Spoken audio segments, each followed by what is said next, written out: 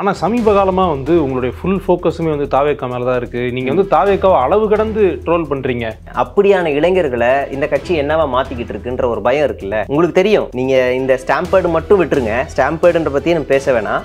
அதுக்கு முன்னாடியே இந்த கட்சி எந்த நிகழ்ச்சி நடத்தினாலும் அந்த இடம் என்னவாக இருக்கும், இந்த நிகழ்ச்சி நடத்தி முடிச்சதுக்கு அப்புறம் அது என்னவா இருக்கும். அவசர சிகிச்சைக்கு இங்க இருந்து ஒரு இதயத்தை கொண்டு போய் இன்னொரு ஆஸ்பத்திரியில் சேர்க்கிறோம்ல, அப்படி போகும்போது ரோட்ல இருக்க எல்லா சிக்னலும் கிரீன்ல இருக்கணும், எல்லாரும் ஒதுங்கி நிற்கணும், ஸ்பீட் பிரேக் எதுவுமே இருக்கக்கூடாது, மேடு பள்ளி எதுவுமே இருக்கக்கூடாது. அப்படி நான் வருவேன். அதாவது திருச்சியில இருந்து கரூர் வரைக்கும் பாதிக்கப்பட்ட மக்களை நான் இவ்வளவு வேகமா வருவேன். பின்னாடி எனக்கு வந்து இதுதான் ஹைலைட். அதாவது என் கட்சிக்காரன் வரக்கூடாதுன்னு முடிவு பண்ண வேண்டியது யாரு? அதை போய் காவல்துறையிட்ட கேட்கிறாரு, என் கட்சிக்காரன் கூட என் பின்னாடி வரக்கூடாது, நீங்க தான் முடிவு, நீங்க தான் பண்ணணும். இது எவ்வளவு முட்டாள்தனமானது.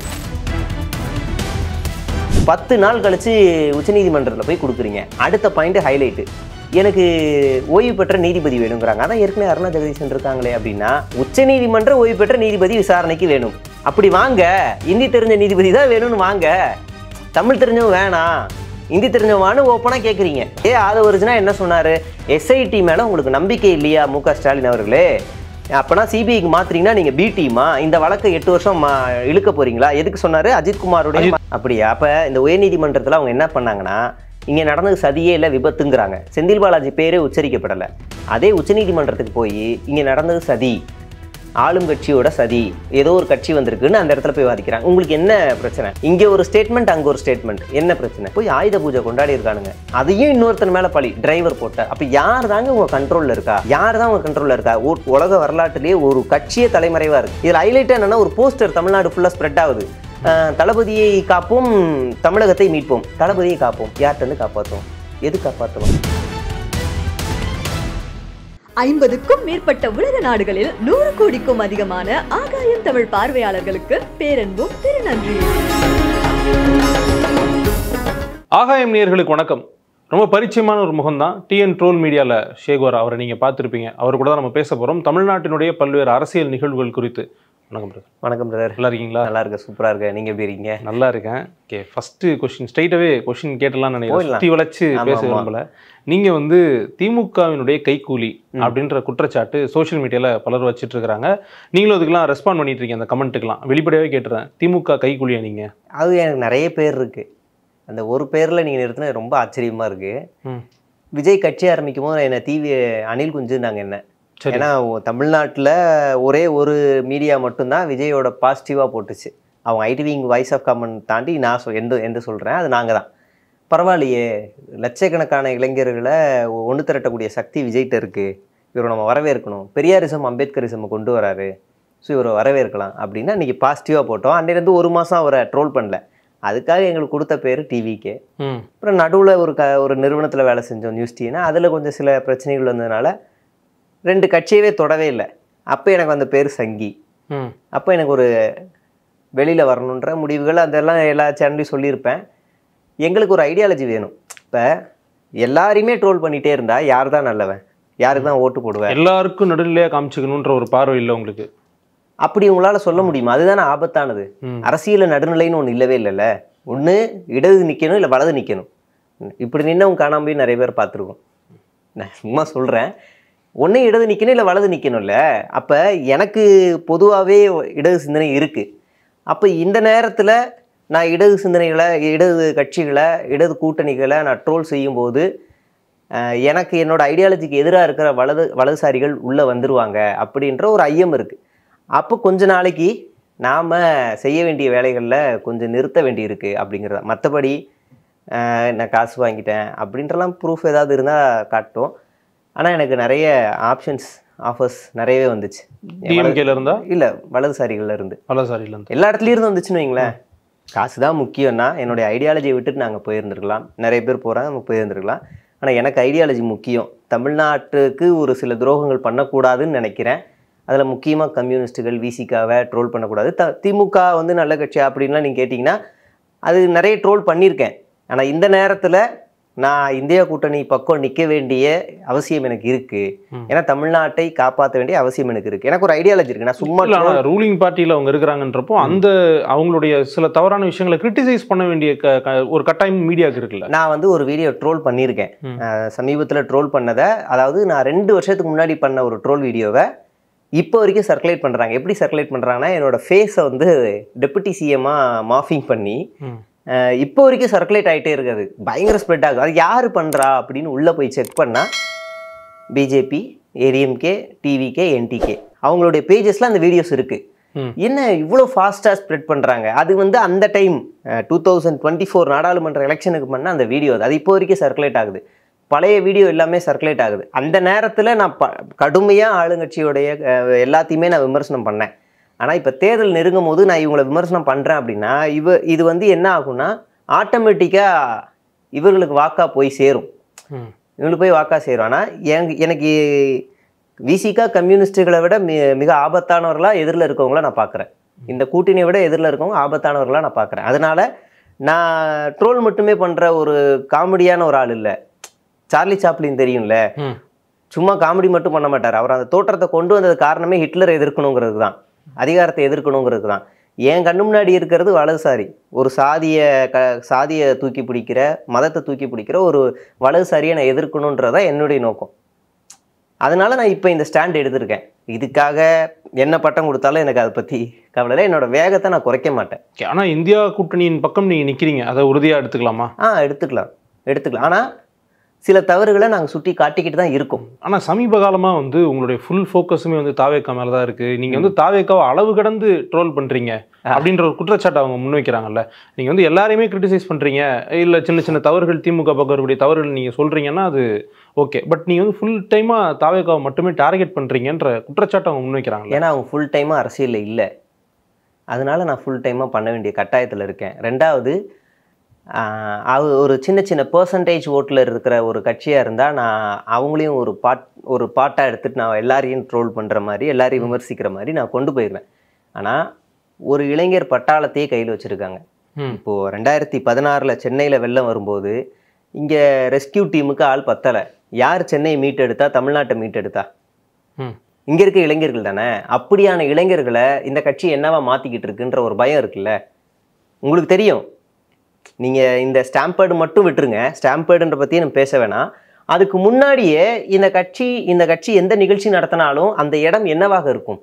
அந்த நிகழ்ச்சி நடத்தி முடிச்சதுக்கப்புறம் அது என்னவா இருக்கும்? இல்லைனா ஒவ்வொரு டைம் அவங்களுக்கு ஒரு வாய்ப்பு கொடுத்தா அவங்க தங்களை வந்து தகவமைச்சுக்கிறதுக்கான ஒரு ஆப்பர்ச்சுனிட்டி அவங்களுக்கு இருக்குது தானே. ஒரு மெச்சூர்டா இல்லை மற்ற பொலிட்டிக்கல் பார்ட்டிஸ் எப்படி கூட்டம் நடத்தாங்களோ அந்த மாதிரி அவங்களும் மெச்சூராகி வரலாம். நீங்கள் வாய்ப்பு எதில் கேட்கலான்னா, வேலையில் ஒரு ப்ரொமோஷனுக்கு வாய்ப்பு கேட்கலாம், ஏதாவது விஷயங்கள் பண்ணுறதுக்கு வாய்ப்பு கேட்கலாம்.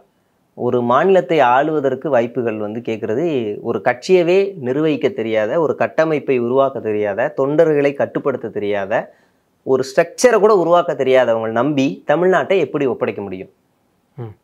உங்கள்கிட்ட டேட்டா இருக்கா? இந்த ஸ்டாம்பேர்டுக்கு எனக்கு இந்தந்த வார்டிலேருந்து இத்தனை பேர் வந்தாங்க, இவ்வளோ பேர் வந்தாங்க, இந்த மாவட்டத்தில் இத்தனை பேர் வந்தாங்க, டேட்டா இருக்கா? தன்னெழுச்சியாக வந்த கூட்டம் அப்படின்னு அவங்க வந்து அதை சொல்கிறாங்க. இந்த மக்கள் வந்து தன்னெழுச்சியாக வந்தவங்க அப்படின்னு சொல்கிறாங்க. தன்னெழுச்சியாக வந்தவங்கள கட்டுப்படுத்த வேண்டியது யாரு? அதுக்கு கட்சி பொறுப்பு இருக்கு, காவல்துறை.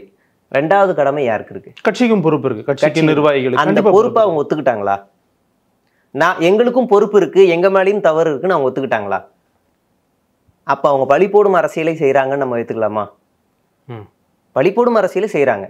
இப்ப நீங்க நானும் பைக்ல போயிட்டு இருக்கோம், எதிரில் ஒருத்தன் வரான். இந்த உதாரணம் எல்லா இடத்துலையும் சொல்றேன், இங்கே சொல்றேன். நான் கீழே விழுந்து ரத்தத்தோட கிடக்குறேன், எதில் வந்து ஒன் வேல வந்து அடிச்சிட்டான்.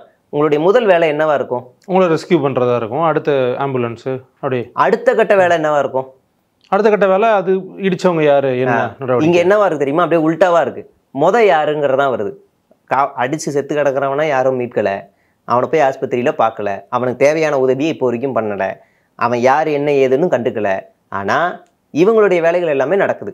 பழி போடும் அரசியல். நீ தான் காரணம், நீ வந்திருப்ப, நீ கட்டை எடுத்து வந்த, நீ அதை எடுத்து வந்த, இப்படி அரசியல் வருது. சரி, நீ பண்ணிக்க, அதெல்லாமே ஓகே, பண்ணி தான் ஆகணும், அரசியல் கட்சிலாம் பண்ணணும். ஆனால் நான் செய்ய வேண்டிய கடமையவே நான் செய்ய மாட்டேன், ஆனால் நான் இதை மட்டும்தான் செய்வேன் அப்படின்னா அது என்ன அரசியல்? நான் மாற்றுன்னு சொல்கிறேன்ல, திமுக அதிமுகவுக்கு நான் மாற்றுன்னு சொல்கிறேன்ல, என்ன மாற்று? இல்லை, அவங்க என்ன சொல்கிறாங்கன்னா, அந்த சூழல் வந்து ஒரு நெருக்கடி இருக்குது, விஜய் அவர்கள் வந்து மாவட்டத்தை விட்டு வெளியேறி ஆகணும் அப்படின்ற ஒரு நெருக்கடி எங்களுக்கு தரப்பட்டது, அல்ல அதுதான் சரியான நகர்வுன்னு அவங்க சைடில் பார்க்குறாங்க. அதை சரி, விஜய் நகரட்டும், நிர்வாகிகள் ரெண்டாவது கட்ட நிர்வாகிகள் போகலாம்ல. சரி, அந்த மாவட்டத்தில் இருக்கிற முக்கியமான பிரதிநிதிகள் போகலாம்ல. சரி காசு கொடுத்து பவுன்சர்கள் வச்சுருக்கீங்களா, ஒரு நாள் கூலி எக்ஸ்ட்ரா தரணும், அவங்கள அனுப்பலாம்ல. இத்தனை ஆப்ஷன்ஸ் இருக்கே. அரசியலில் கட்சியில் இல்லாத எனக்கே இவ்வளவு தோணுதே. சம்பவத்தில் நிற்கிற ஒரு ஆள் கூட புத்திசாலியா இல்லை? சரி அன்னைக்கு போக வேண்டாம், இந்த பட்டியல் போட்ட இந்த 4-5 கேட்டகரியும் போக வேண்டாம், அடுத்த நாள் போகலாம்ல, அடுத்த நாள் போகலாம்ல. 10-13 நாள் ஆயிடுச்சு, இன்னும் போகலையே. அதுக்கு என்ன பதில் இருக்கு?